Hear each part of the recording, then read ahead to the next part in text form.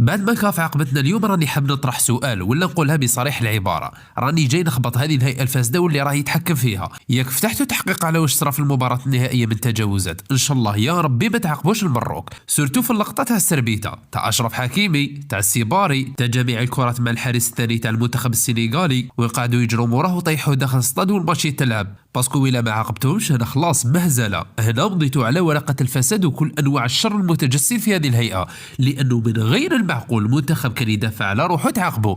واش من عقوبات مجحفه، لو كان غير جو غرامات ماليه. فهمني لوكا زيدان واش دار الاربيت هذاك ملي بدا الماتش ويبروفوكي في لي جوار ديالنا اللي كارجون يسربي فيهم تقول له يسربي فلاتاي ما حسبش بينالتي، المهم دارهم كامل باش يخسرنا. بالغالي واش دار ثاني؟ ما ضارب ما دار حتى حاجه، كان غير يهضر. لي سيبورتور تاعنا علاش دير لهم غرامه ماليه؟ ولا كي كشفوكم كي كانوا يلوحوا بدراهم باللي الماتش مبيوع وديتوا عليه الرشوه ودرتوا كلش باش تخرجوا الجزائر؟ والا علاش هذاك الظلم التحكيمي الفاضح؟ ومن بعد المنتخب المغربي اللي استفاد من كلش، التحكيم، الكولسه، التشويش على المنتخبات، في الاخر تلقاه العكس، يسلطوا عقوبات على السنغال وهما يخرجوهم مظلومين. انا والله ما فهمت علاش الفساد في هذه القاره يمشي لهم في الدم. لو كان الواحد يصيب يخرج من كل هذه الاتحادات ويروح يلعب في الكوكاكاف.